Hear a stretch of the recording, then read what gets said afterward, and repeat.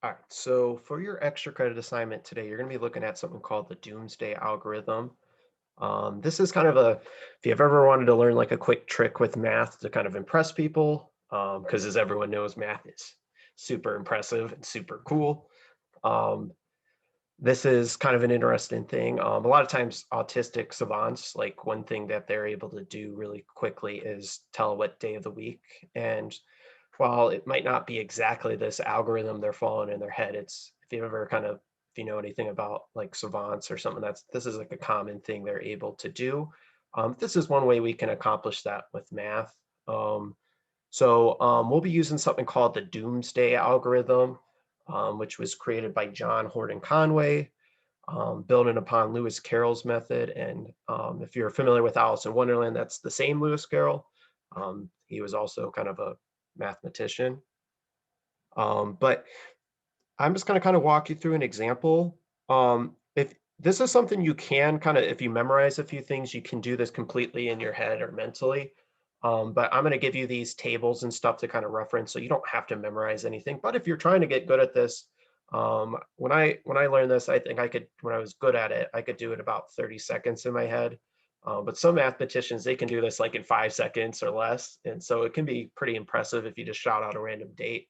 They'd be like, "Oh, it's a Tuesday." So basically, what this just to make sure what you understand what we're going to be doing is um, any date you could give me. So, like if you said, "I want to know what day of the week Christmas 2036 would fall on," well, you could use this quick algorithm to figure that out without looking up a calculate or like without looking on a calendar.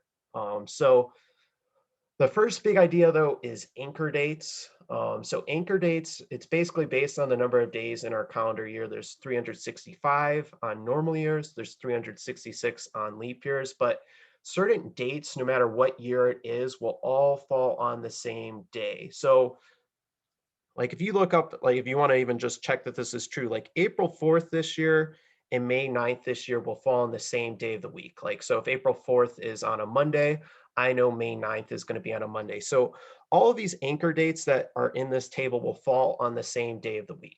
We'll kind of see how we figure out what day that is, but we call them an anchor date because let's say you wanted to figure out, like my birthday is May 20th.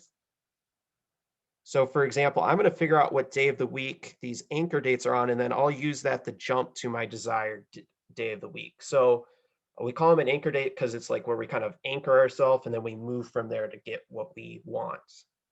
So there's some ways to kind of memorize these if you are interested. There's some mnemonic devices, like all the even months except February, like are like April's 4/4 is its anchor date, June is 6/6, August is 8/8.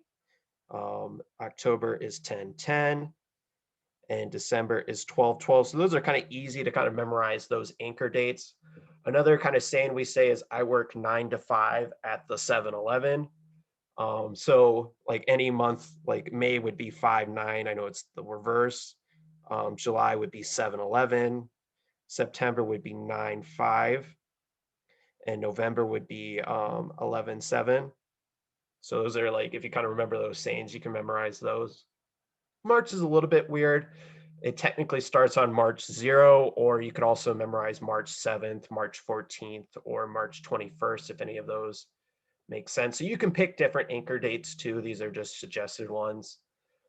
February and January months you got to be a little bit careful about. If it's a common year, these are our anchor dates.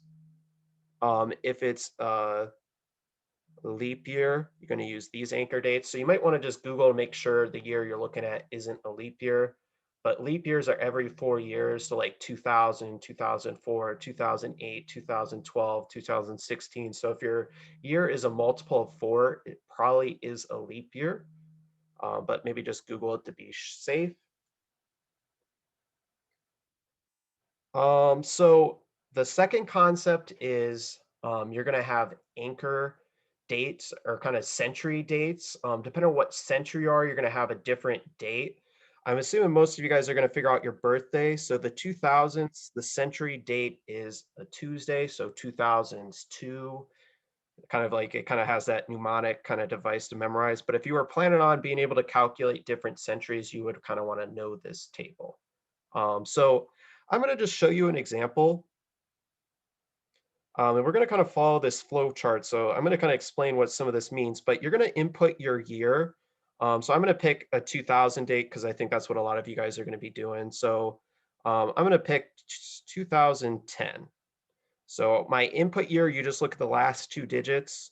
So I would put a 10, and we're going to follow this flow chart. You're going to ask yourself odd or even. Well, 10 is even, so I'm going to go straight ahead. If it was odd, you would add 11 to it and bring your new number down.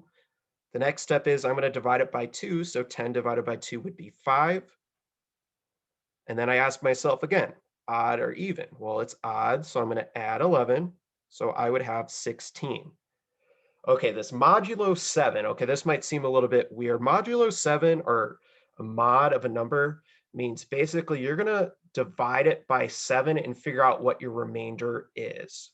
Or basically subtract 7s until you have like something less than 7. So like 16 mod 7, like would be minus 7, that would be 2 left over. Or if you divided it by 7, like your remainder would be 2.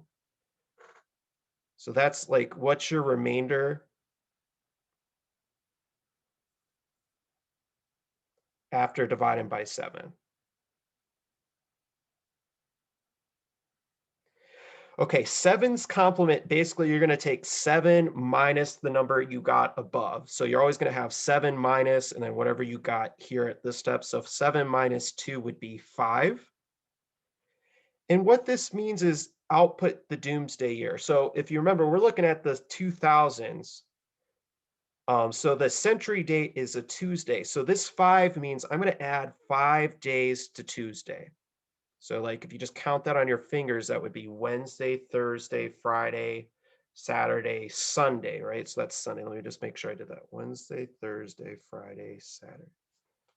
Wednesday, Thursday, Friday, Saturday, Sunday. Okay. So my anchor dates are going to be on Sunday.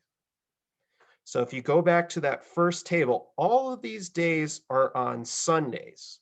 Like every single one of these dates would be a Sunday in 2010. So let's say, for example, my birthday is May 20th. So I would go to the anchor date in May. So 5/9 is a Sunday. And like my birthday, like I said, is May 20th. So I would add weeks until I get close. So I would add 7 days. So 5/16 would be on a Sunday. And then I'm just going to count until I get to the 20th. So Monday would be the 17th. Tuesday would be the 18th. Wednesday would be the 19th. So my birthday in 2010 was on a Thursday. So, and you can check this easily on your computer if you just go to a calendar. You can kick and back, and you should be able to go back years. So 2010, let's just see that this worked. May the 20th was on a Thursday. So you can kind of check to see if you did it correctly. But for your extra credit, I just want to see if you could just write how you did this flow chart, like what date you're calculating. You can do your birthday or you can pick a different day. But let me know if you can calculate what day of the week it is. That's what I would like you to try and do.